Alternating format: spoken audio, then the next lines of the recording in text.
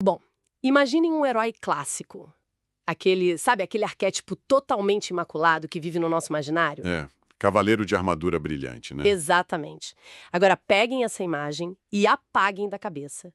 E imaginem que esse suposto herói está, nesse exato momento, ajoelhado no meio de uma estrada de terra. Ok, uma quebra de expectativa e tanto. E não para por aí. Ele tá lá, suado, com as roupas todas esfarrapadas, cobrindo com muito cuidado uma pilha fumegante de esterco fresco. Nossa, Sim, com o próprio chapéu. E com um sorriso de pura malícia.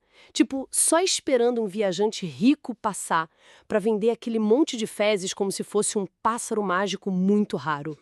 esse é o caos absoluto, né? Total. Bem-vindos ao mundo de Pedro Malassarte, pessoal. É nessa investigação de hoje que a gente vai mergulhar. É uma figura formidável, para falar a verdade. Quando a gente analisa a figura do herói na literatura oral, sempre existe aquela demanda por virtude.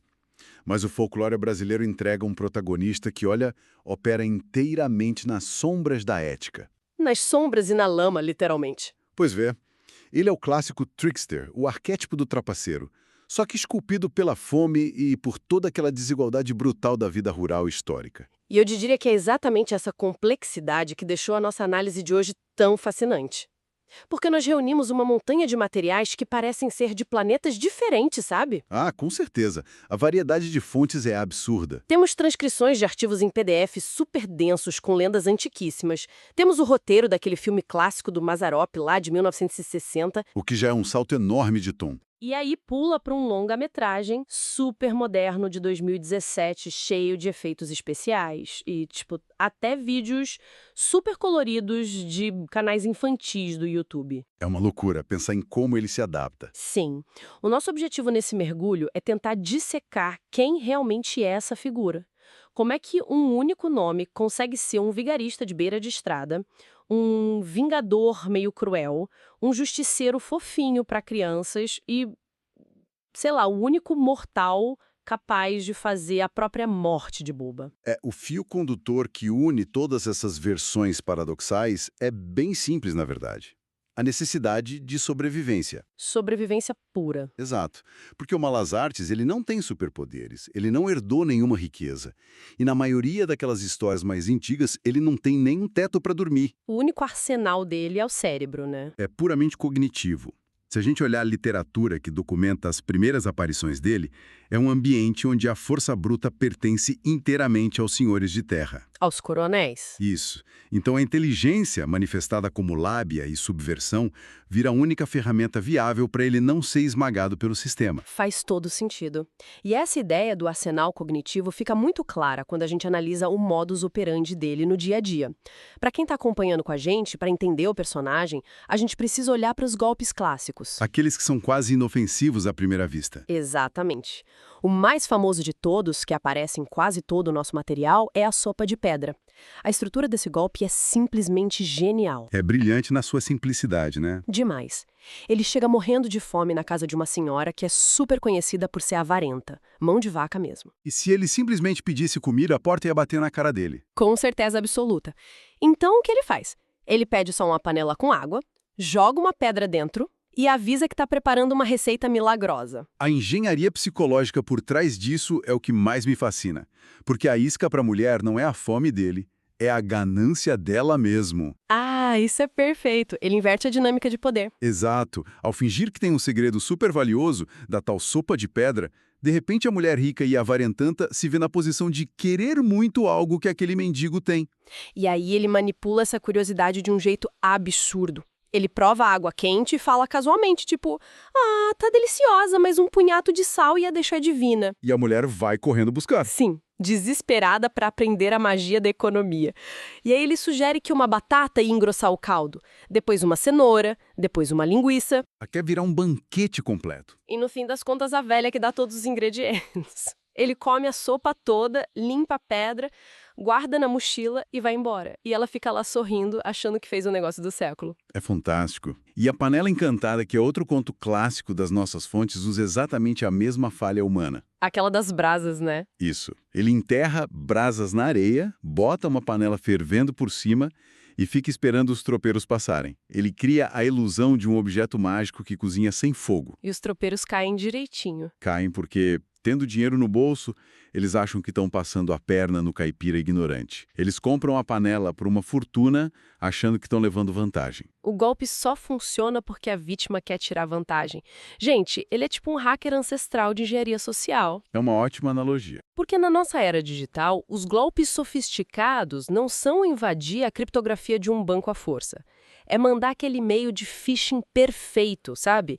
Que faz a própria vítima digitar a senha voluntariamente porque ela acha que ganhou um prêmio. Explorar a vulnerabilidade humana, não a do sistema. Exato. E a tática do pássaro furtacor, aquela do esterco sobre o chapéu que eu mencionei na introdução, é o ápice disso.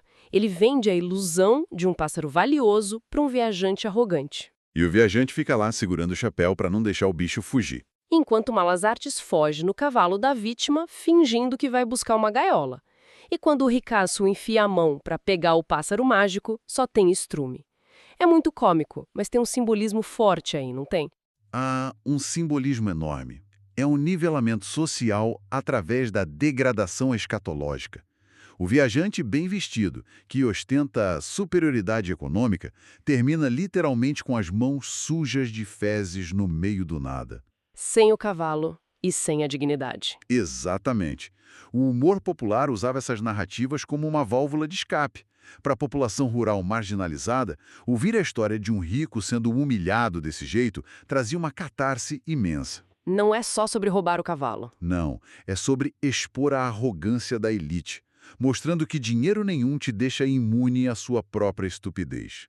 Nossa, genial. Mas assim, até aqui a gente tá falando de malandragem de estrada. É estelionato criativo, humilhação pública. É muito fácil rir porque a vítima perde um cavalo ou algumas batatas. O tom ainda é de comédia. Só que o que me deixa chocada nos PDFs mais antigos, com as transcrições folclóricas originais, é como a narrativa vira de ponta cabeça. Quando a ameaça deixa de ser um viajante aleatório e passa a ser institucional, a coisa fica pesada. Muito pesada. Abandona a comédia e entra num terror psicológico. Terror absoluto. Quando ele enfrenta o poder agrário de verdade, o negócio fica macabro. É nessa transição que a gente conhece as histórias envolvendo o irmão dele, o João. Nesses contos originais, o irmão do Pedro aceita trabalhar para um fazendeiro extremamente poderoso. E esse fazendeiro é a personificação da maldade. Sim, ele impõe contratos que a gente chamaria de draconianos, feitos especificamente para escravizar o trabalhador com dívidas impagáveis ou tarefas impossíveis de cumprir. E quando o João inevitavelmente não consegue? O patrão tortura ele, fisicamente mesmo, arrancando uma tira de couro das costas do empregado, o que era uma metáfora bem literal para a espoliação do trabalhador rural na época. É de dar um nó no estômago. A violência é explícita. E a resposta da nossa figura, do Malazartes, não é procurar a polícia ou a justiça. Até porque a justiça era comprada por esse próprio fazendeiro. Pois é. Então, ele assume uma identidade falsa e vai trabalhar na mesma fazenda. E o que acontece a partir daí é uma aula perturbadora de obediência maliciosa. Esse termo define perfeitamente. O patrão ordena que o carro de bois atravesse o galpão, mas proíbe terminantemente que a porta seja aberta. Qualquer pessoa normal desistiria e seria punida. Mas o Pedro não é normal. Não é. Ele pega um machado e simplesmente destrói o carro de bois e os próprios animais em pedaços sangrentos para fazê-los passar por uma fresta da janela. Ele acaba com o patrimônio do agressor, cumprindo exatamente a ordem dada. Ele subverte a regra sendo hiperliteral. Quando o oprimido obedece cegamente a uma ordem que é absurda, ele transfere toda a responsabilidade da destruição para a própria autoridade que mandou. Genial e assustador. E tem aquele outro exemplo clássico do material de origem. O dono da fazenda manda ele buscar lenha feita de pau sem nó. O que é impossível na natureza, né? Claro. A ordem é feita para ele falhar. A resposta do Pedro é devastar a plantação inteira de bananas da fazenda. Porque bananeira não tem nó. Exato. O argumento lógico dele é impecável, mas o resultado financeiro para o dono é catastrófico. Mas olha, o nível de destruição é chocante. Só que a hora que eu fiquei arrepiada mesmo foi a história do gado. O fazendeiro vai viajar e exige com aquela arrogância típica que quando ele voltar, todos os bois da fazenda estejam sorrindo para ele. Essa parte é brutal. Muito. O Malasates passa dias com uma faca cortando os beiços de toda a manada. Aí, quando o patrão chega, os animais estão num sofrimento terrível, com as gengivas e os dentes expostos, ensanguentados, imitando um sorriso macabro. É guerra psicológica crua. E essa escalada reflete muito bem a sociologia da época. No sistema onde o poder é tão assimétrico, a moralidade vira um privilégio de quem faz as regras. O fazendeiro achava que ninguém podia encostar nele. E o sistema legal protegia ele. O Malasates entende que não dá para ganhar um jogo onde as regras foram desenhadas para te matar. Então ele vira a mesa. Ele joga o tabuleiro no chão. E ele não tem limite. Nenhum. A mutilação do gado envia uma mensagem de terror para o coronel. Tipo, eu posso ir muito além de qualquer limite civilizado que você imaginou para se proteger. E ele não poupa nem a família. Aquela história dos porcos. Ele vende os porcos do patrão na feira, corta os rabinhos dos bichos mortos e enterra na lama, verticalmente. E convence o patrão de que eles estão afundando. Sim, o cara rico pula na lama, puxa os rabinhos e acha que a terra engoliu a manada inteira.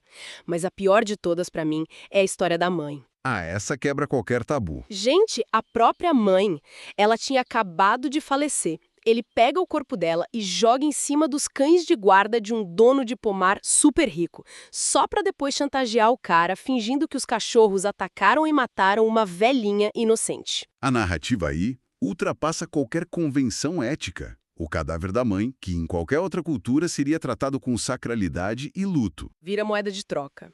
Exato. Vira capital de negociação. Ele profana a própria estrutura familiar para conseguir extorquir a elite. A literatura oral criou esse anti-herói como um anticorpo totalmente caótico contra um sistema que matava eles aos poucos. É fascinante. E isso me leva a pensar num ponto incrível da nossa linha do tempo. Porque pensa bem, se esse sujeito consegue neutralizar os fazendeiros, que eram os homens mais poderosos do plano terreno... O que falta para ele desafiar? O que sobra... Ele quebrou as leis da economia, quebrou a propriedade privada, o próximo passo lógico é mirar lá em cima. E as fontes mostram isso mesmo. Ele começa a enganar autoridades metafísicas, Deus, a morte, os santos. O plano espiritual. O conto do urubu mágico é a ponte perfeita para essa frase. Porque ele ainda explora um pouco a hipocrisia moral humana, mas já brinca com o sobrenatural. Essa história é muito boa. Ele bate na porta de uma casa pedindo abrigo. E a mulher do dono da casa está guardando um banquete sensacional. Lasanha, peru, doce. Tudo isso pro amante que ia visitar ela. Isso. Mas o marido chega de surpresa e acaba com o plano. Ela esconde tudo e serve para o marido e para o próprio Pedro, que acabou de chegar, só resto de comida e farinha. Só que o Malasates estava carregando um saco com um urubu ferido. Ele vê o banquete escondido e decide causar. Ele aperta a patinha machucada da ave debaixo da mesa. E o bicho grasna, alto. E aí ele levanta, fazendo um teatro, dizendo que o urubu mágico dele acabou de sussurrar um segredo. Que tem uma lasanha escondida no armário. O marido abre e fica em choque. Sim, aí ele aperta de novo, revela o peru. Aperta de novo, revela o bolo. O marido fica tão deslumhado com esse oráculo que alimenta ele como um rei. E ainda compra a ave inútil por uma fortuna. Ele instrumentaliza a traição da mulher para fingir que tem conexão com o divino, mas o confronto real com as regras do além acontece mesmo no cinema, né? No filme de 2017. Malas Artes e o duelo com a morte. O roteiro é super inteligente ao colocar ele de frente com a grande entidade burocrática. A própria morte precisando de férias. Exato. A morte está exausta depois de 2000 anos de trabalho e escolhe o Pedro como sucessor. E o filme expande a mitologia muito bem, porque a morte usurpou a função das parcas. Aquelas que cortavam o fio da vida. Eu fiquei encantada com isso. E aí, quando a morte tenta oferecer dons mágicos para ele, o que ele faz? Ele tenta aplicar a lógica de feira de rua no sistema cósmico. Ele quer pechinchar com o universo. Total. No filme, cada vida é uma vela. Ele vê que a vela do grande amor dele, a Áurea, está no fim. Em vez de aceitar o destino, ele tenta negociar uma vela imortal de ouro maciço com a morte, como se a morte fosse o tropeiro da panela encantada. É a recusa definitiva do humano em aceitar a finitude. Tentando manipular a cera do tempo de vida, ele tenta tirar toda a autoridade inquestionável da morte. E ele não para por aí. Quando chega a hora dele mesmo, e ele vai para o além, tem a clássica história do Portão do Paraíso. Que é o auge da profanação divina. São Pedro veta a entrada dele na hora. Afinal, um golpista não entra no céu. Regra é regra, mas o Pedro usa aquela lábia de sempre. Ele implora, ai santo, deixa eu colocar só a cabeça na fresta da porta, só para ver a luz antes de descer pro inferno. E o santo, na inocência, abre uma frestinha. E o que o Malasartes faz? Ele não bota a cabeça. Ele deita no chão, enfia o pé, depois a perna e vai deslizando de ré para dentro do paraíso. E a cabeça é a última a entrar. Ele entra no céu por uma brecha técnica do contrato. Ele transforma as regras celestiais num documento mal redigido. E o mais notável é que o humor desarma o castigo. Se fosse na mitologia grega, tentar enganar a morte acabava com você empurrando pedra na montanha para sempre. Sofrendo horrores. Sim, mas no folclore brasileiro, a resposta é simplesmente rir do sistema. O porteiro do paraíso foi feito de idiota por um caipira. Sabe que isso me faz pensar que o humor não é só narrativa, é um escudo, sabe? Quando a gente encara o fim da existência e essas entidades onipotentes, rir deles devolve o nosso poder. Tipo, você controla meu prazo de validade, mas eu te faço de bobo. Com certeza. Mas olha, a ironia disso tudo é que o adversário que finalmente conseguiu domar o Malasartes não foi a morte, nem o coronel. Foi o mercado de massa do século XX. O que nos leva para a última parte da nossa exploração. A grande asepsia de Malasartes. A gourmetização do personagem. Pois é, a gente passou quase 20 minutos falando de um sociopata que destrói bichos, profana a própria mãe e chantageia Deus. Como é que esse cara vira herói de filme família e estrela de canal de YouTube infantil? A resposta está na exigência moral da mídia de consumo. O folclore de raiz, contado em volta da fogueira por gente cansada da roça, não precisava de herói ético, precisava de alguém que vencesse o sistema. Eles queriam vingança narrativa. Isso, mas quando você transpõe ele para as telas de cinema nos anos 60, focando em famílias urbanas, aquele trickster psicopata é inadmissível. O cinema precisava anestesiar ele. E dá pra ver isso direitinho na transcrição do filme do Mazzaropi de 60. O clímax do filme é um grande julgamento. As vítimas dos golpes da panela e do pássaro estão lá exigindo justiça. E o promotor ataca ele de pernicioso. Palavra que o Pedro, na versão inocente do filme, nem entende. Exato. E parece que a moralidade vai condenar ele. Mas aí vem a reviravolta criativa para perdoar o cara. O elemento redentor moderno. A advogada prova que ele não usava o dinheiro dos golpes com ele mesmo. O dinheiro que ele tirava dos arrogantes ia todo para sustentar um bando de crianças órfãos que a cidade tinha rejeitado. Gente, ele vira o Robin Hood caipira. Num passe de mágica, o anarquista vira filantropo. O júri cai na risada, percebe que as vítimas eram gananciosas e reabsolve o herói. O público sai do cinema felizão. Mas vamos falar a verdade, se a gente pegasse o Malasartes raiz daquele PDF original, ele nunca ia dar dinheiro pro orfanato. Ia torrar tudo num barzinho de beira de estrada. Com muita pinga e festa. Eles domesticaram completamente o personagem. E essa domesticação chega no nível máximo hoje em dia com os vídeos da internet. O YouTube infantil exige um modelo de conduta e resolução pacífica. Nesses canais tipo Era Uma Vez, a mudança é total. Ele não é mais um caipira sofrido. Ele é tipo um garoto mágico. Que usa a criatividade para fazer a vila sorrir. Eu vi essas animações e é bizarro. Toda a violência, as mutilações, tudo evapora. Ele usa teatro inofensivo para convencer comerciante a baixar preço. É tipo pegar um roteiro do Tarantino e botar os ursinhos carinhosos para atuar. O perigo original desaparece. E o triste é que a gente perde a crítica social nisso. O Trapaceiro incomodava porque escancarava que a lei e a moralidade só blindavam os ricos. Ele mostrava que jogar pelas regras era aceitar a escravidão. E que para quebrar o sistema você tinha que sujar a mão de esterco. Quando a gente transforma ele num cara fofinho e filantropo, a história fica gostosa de ouvir, mas a mensagem perde toda a força radical. É uma viagem incrível observar como a nossa sociedade molda as histórias de acordo com o que precisa ouvir para dormir em paz, né? A gente começou com o Vingador Faminto, que destrói o sistema de poder, fomos pro cara que dá rasteira na morte cósmica e terminamos vendo entretenimento espremer ele até virar um exemplo de trabalho em equipe. A grande lição que o folclore deixa não é um manual de ética, é mostrar a elasticidade das realidades que o poder cria. Qualquer sistema, seja a burocracia do Estado, o mercado financeiro ou as regras divinas, todos eles têm falhas estruturais. Pontos cegos. E a astúcia é saber achar essas rachaduras. Perfeito. É a arte de navegar pelas rachaduras. E pensando nessa noção das rachaduras, eu queria deixar uma provocação para quem está nos ouvindo pensar depois. Vamos trazer a essência brutal, astuta e caótica do Malassates raiz para o nosso mundo de hoje. Com deepfakes, inteligência artificial, esquemas absurdos de criptomoedas, redes sociais aceleradas, qual seria o lugar dele hoje? Uma ótima pergunta. Será que a lábia dele ia transformar ele num desses mega empreendedores do Vale do Silício, vendendo a versão digital da panela encantada para investidor engravatado? Ou será que ele ia ser aquele hacker anônimo, sem rosto, usando a arrogância dos bilionários para quebrar o sistema de dentro para fora, só rindo de longe, enquanto os servidores caem um a um? Fica a provocação para vocês. Eu apostaria na segunda opção, com certeza. Também acho. Obrigado por nos acompanhar hoje e até a próxima investigação.